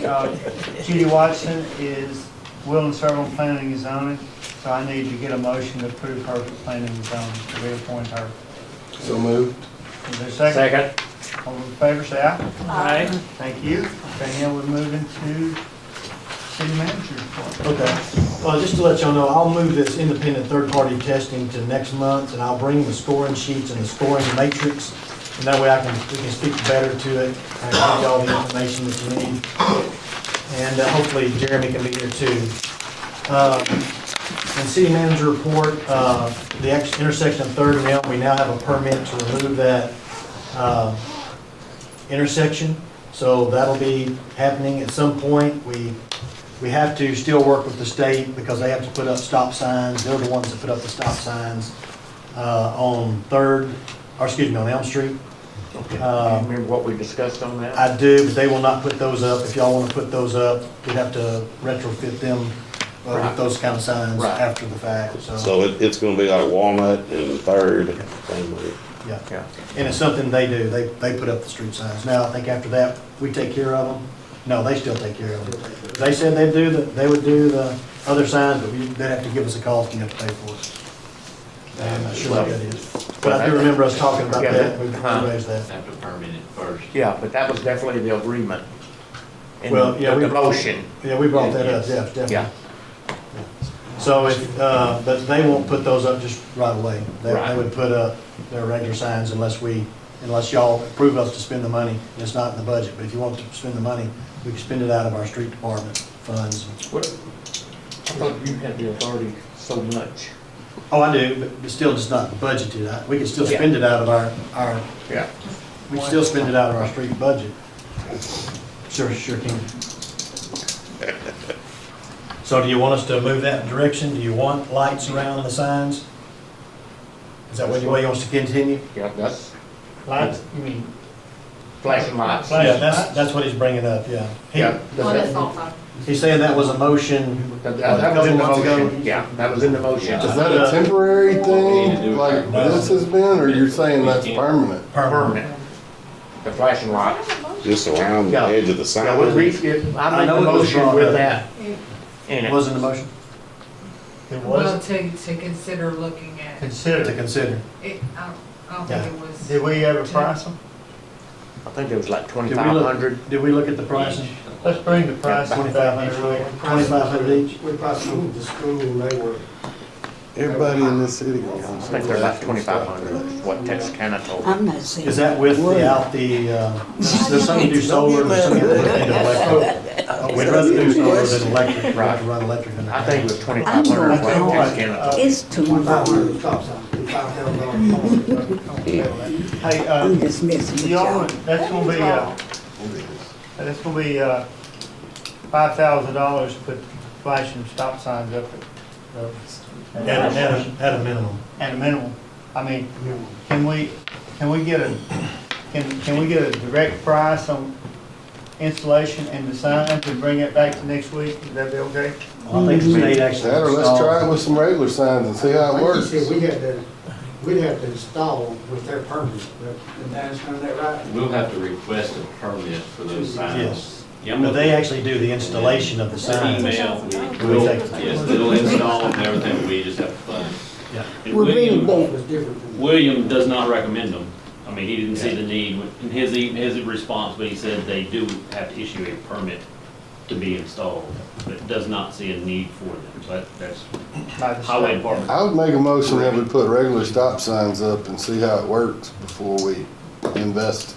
Because I'm afraid this will be something that gets started in more than just this intersection. Second. Okay, a motion second, to put in regular stop signs to see if we need to blink ones later. Okay, all those in favor, just let the state go handle that. The state puts in the stop signs. Okay, all those in favor of that say aye. Aye. Opposed? Okay. Okay, so we're gonna move forward with the permit. You'll see that as we work with the state, our crews will work with the state. It'll happen over 60 days, I think is the earliest it may happen. And the biggest issue. Or was it 60 days? You had to, No, I remember seeing I ain't that. got enough. there's something in the letter I just received. We got 1 year to do it. Yeah, we got 1 year to do it. I think the earliest you could do it is a certain amount of time. It's not 30 or 60 days. So you'll see that happening. Thanks. I wanted to let you know about the winter storm data. So I'm just gonna rush through this because I know we're late, but I wanted to shout out to all of our departments. I'm gonna start with street and the trash. Streets just did a great job. We actually hired graders to come in and grade our laterals, keep those laterals open, so fire trucks, police cars, ambulances, get down those major laterals to all of our neighborhoods. I think that's the first time we've done that. Then we had 2 graders in town. It cost us a little bit of money, but we've had a lot of people calling and saying thank you. After they got that done, they went downtown. Well, we spread salt, of course, as it was falling. We spread sand after it got bad. The salt really didn't work for us this time. Then we started the grading. Then after we got through with the grading, we went downtown and we scooped up all the ice, put it in dump trucks, hauled it out of downtown to our yards. I want to shout out too to wastewater. Some of the wastewater staff was helping the street staff, especially the street wastewater crew, driving dump trucks and tractors. And as the ice was still in places, we were still spreading salt and all through the storms, after the storm, trying to get things to melt quicker.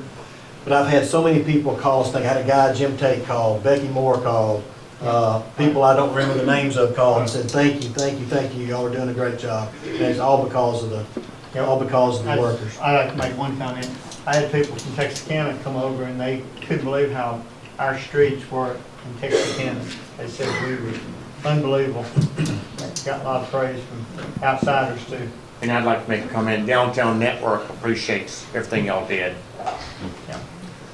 I also want to point out, police and fire did a lot of getting people to work, helping people that are stuck. We worked with our EMS, helping them assist on ambulance calls. If they had a hard time getting to, we could get there first. We helped with lift, helped transporting people on ice when it took many people to do all that stuff. We got some compliments on our trash people. They were out there as quick as they could be. Everybody said, hey, we understand they missed a day or two, but hey, they were out there quick as they could be with trucks. One guy called me and said, called me today and said, man, I want to tell you, y'all had a guy out there in a truck and he was stacking up all the garbage bags, and sooner or later here come a guy with a trailer and they were loading it on there. I said, man, that was a great job. They did a great job. So I wanted to shout out to them. Just all of our departments. Our parks department worked hard on making sure that we had minimal damage to pipes and things of that nature. And we had a couple of breaks, but that's what happens when you have this bad storm. So I just think everybody did a great job. I appreciate the staff and all they do. Daniel's, ace in the hole for everything. Just doing a great job for the city and the city of Hope.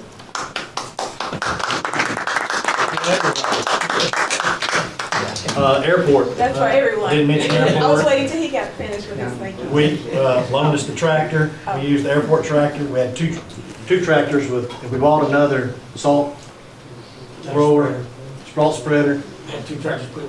We spent a little money. I authorized it, but I think it worked. It worked. As good as it could. All right. I want to talk to you about PD staffing. Obviously, I think for some time now we've had a bit of a problem with PD staffing, and we hoped it would get better by now, but I think a couple of hires that we've hired haven't worked out, and maybe people left, and we have had other people leave. We're down about 7 positions. We also have one person who is on FMLA, and he is seriously ill. Difficult time for their family, and certainly my heart and my prayers go out to them. So even though she's down 7 positions, we're really about 8 short. Right now they're staffed for 24, so they're down to about 16 operating. They're making things work. Chief's done a great job. The lieutenants and the chief and CID and SROs getting pulled around, and everybody's doing their best. It gets a little taxing on them. We're strategizing now with the chief. She's bringing us some ideas. We're throwing out some ideas. We're sitting down around the table talking about how we can make things a little bit better there. We're looking at some ideas I definitely think in the future, technology is going to play a bigger role, doing some things that people do now that maybe we can do through technology. And we're looking at different pay situations, maybe to help retain people. You know, there's some pressures in that in that sector of business across the U.S. And now, I don't know, years ago, you know, they're declining in police. Now that is rising back up, and cities are buying them up, and it's just a lot of pressure. So Chief and I, Chief mainly, bringing some ideas. We'll consider those ideas. We're going to make some adjustments. I'll try to fill y'all in on those adjustments. I don't want to bore you with just the mundane administration things that I'm supposed to do. But we'll keep you informed as things change and as we move in the right direction and make sure things move in the correct direction. We'll be bringing you more information about that. I want to talk to you about the fire department closing on the new property. I was talking with Ms. Pat Harris last week. She thought we could probably close Friday, though I haven't heard from her this week. I'm going to call her tomorrow. But we're hoping we'll close on that property Friday, and then we'll move forward. Jeremy's already ready to go with the geotechnical. He's got everything done on his plans except basically the foundational stuff that he needs, those geotechnical reports to help build. And so we're getting close to that. And then lastly, I wanted just to bring up, we never did really have a going away, or I say going away, a retirement type party from the board for Steve. You know, Steve spent a long time on the board. I don't know if y'all want us to try to put together a little get-together where we could give him a plaque and have a little time for y'all to come and have a little get-together with people who'd like to stop by and wish him well in his full retirement. And we'd present him his picture off the wall and give him his nameplate. And then we've got your new nameplate right there for you. It's already there. We just got to get a picture for you. I'll get with Michelle to get that set up.